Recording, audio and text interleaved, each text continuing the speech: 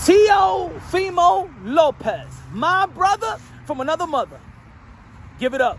Oh yeah, give it up. And I'm talking about the race bait. I'm talking about whichever monkey want to eat the banana.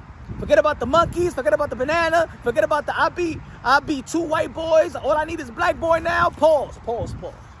Forget about it. We live in a different time. And I understand you trying to entice a fight, but you know what?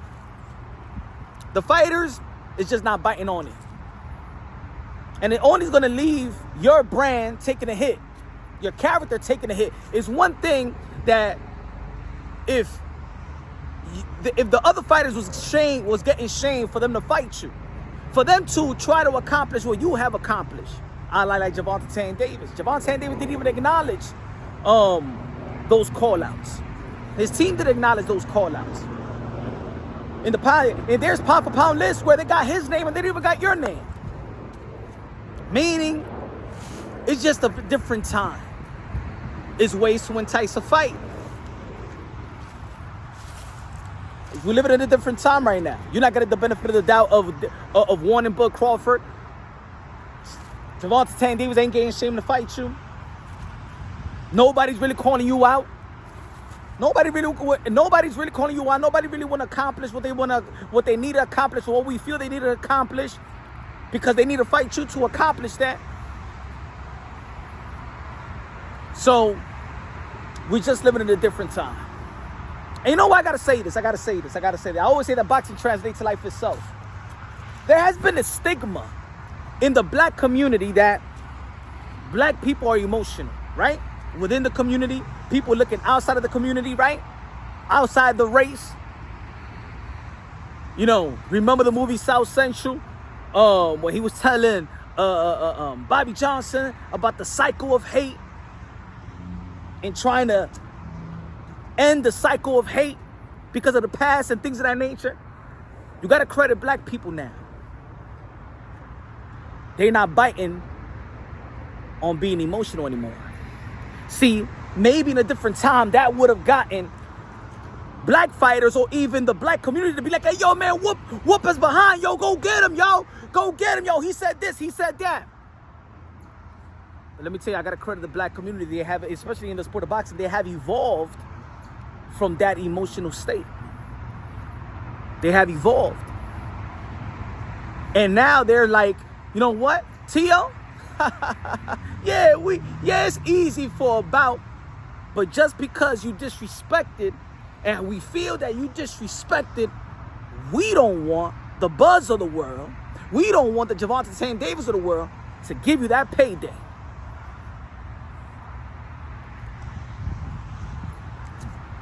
See, they're in the position of power, right? They're in the position of power. You got to credit that. See, because trash talk is a gift. You know what I'm saying? Whether you're trying to entice a fight, you're trying to spike an emotion. That's what the politicians do. Hey, yo, it's election day, right? Today, right? Look what they do. Look, especially the left, right? The left, they feel that even, you know what I'm saying, blacks, Americanized Latinos and stuff like that, that we're going to vote off emotions. They're banking on emotions. But you could see a red wave. You see a red wave. You see it better than ever. Better than ever. A lot of people that didn't even want to vote for 45, that didn't want to publicly state, you know what I'm saying, I don't like Donaldo Trump, I don't like him and stuff like that. He a racist, blah, blah, blah. But then 4 years later, you don't see that. You see more people like myself, Latinos, blacks, supporting, endorsing it. Because many it's not emotional anymore. You can't spike their emotions anymore. That's what I'm trying to say to you, Teofimo Lopez. They have evolved from that. Time has passed. And my black brothers is not going off emotions.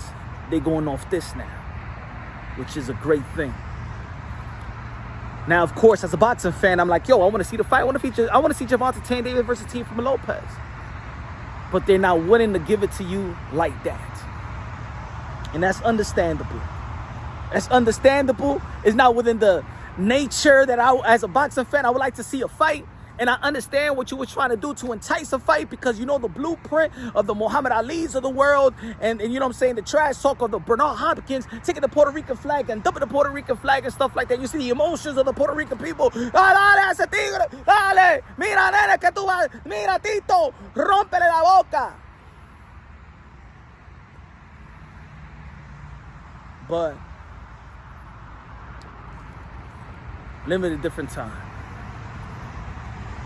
What does the boxing world want? And you know what? Like I said, if it's not spiking an emotion, yeah, it's creating a buzz. It's creating a tension. But is it enticing the guys like Bud? Is it enticing Tank Davis? Is it enticing everybody else? And let me tell you like this: at this point, to be honest, you don't even need to go that route. Because at least there is a good entity in the sport of boxing that's actually calling out your name. The fighter and the promoter. And in my opinion, because you already accomplished what you have accomplished, right? And in my opinion, and I believe in a lot of pundits' opinion, that your resume is already Hall of Fame worthy. The promoter and the fighter that is only mentioning your name for a big fight is Ryan Garcia and Oscar De La Hoya. Your Latinos brothers. And that's a money fight. See, Ryan Garcia needs your accomplishments. You need his paydays. You should focus, in my opinion, on Ryan Garcia. You're young enough, and I know you want to dare to be great, and I know you want to accomplish more, and I believe that you could accomplish more. But if it's about the bag, see, the complaints of Teofimo Lopez with his promoter and things of that nature always been about the bag. So go after the bag. Go after the bag just like everybody else go after the bag. But at least you already pay your dues. Beating Marcelo Lomachenko and Josh Taylor, the two gringuitos. Go after Ryan Garcia because at least Ryan Garcia is acknowledging you. Oscar De La Hoya is acknowledging you. Go. I tell this. My son is about to go to college right next year. He plays ball, right? So of course you're gonna try to figure out and when people are recruiting him, which college to go to, right? Which team do you want to go to? And I tell my son, whoever wants you more, you go, because you're gonna be in that team. You're gonna be the star. They're gonna cater to you. Go where they go where you're accepted. Go where they want you. Go where it's easy to make a fight. Ryan Garcia versus Teofimo Lopez. Forget about the Bud and forget about the Tank, because all that's doing is making you create a character that people's just not biting. It's not people. They just not enticed by it. But I understand it. I support it because I understand what was behind the antics and the slurs. I know you're not like that. I know you're not like that. Just like the Russell brothers have stated, you've grown with the Russells, the Gary Russell, the Gary Antoine Russell. Rest in peace, Gary Russell Sr. We understand. We have people saying that you're racist. We know that you're not racist, but your antics were so good they think you are. But the fighters is not getting enticed, or you're not poking their nerves. And the fans are trying to say that you shouldn't get the fight because it's given the payday, and they're not going fall for that. It's just not working. It's just a tactic. It's not working for them. So, in life, just like in the ring, you have to adjust. You have to adjust outside of the ring. You got to adjust in the ring. And I feel that Teofimo Lopez should adjust and go for Ryan Garcia. Ryan Garcia, Teofimo Lopez, next year. Make it a big fight. It'll be big. You'll get your money. Both of y'all know how to trash talk. Both of y'all, you know what I'm saying, has similar ways to entice a fight, to promote a fight. I think that will be good. And forget about the antics. is only just going to, you know, it's just going to give you a type of reputation that it could stick, and you don't want it to stick. People are not understanding you. That's one thing I understand in the boxing world. They haven't understand you as a person. You know what I'm saying? So, and it seems like they're not trying to understand you as a fighter, as a person, what you want, or anything of that nature. We're not living in a time. We're living at a time where boxing fans don't give a damn about accomplishments like that. You know what I'm saying? They care about 5-second highlights. Step inside that ring, whoever you fight, make a statement, keep on making that type of statement, and then probably maybe people will just, you know, be enticed of shaming other fighters to fight you so they could get an opportunity to accomplish what you already accomplished. You already paid your dues. Remember, you don't got to be thirsty for no fights. Forget about it.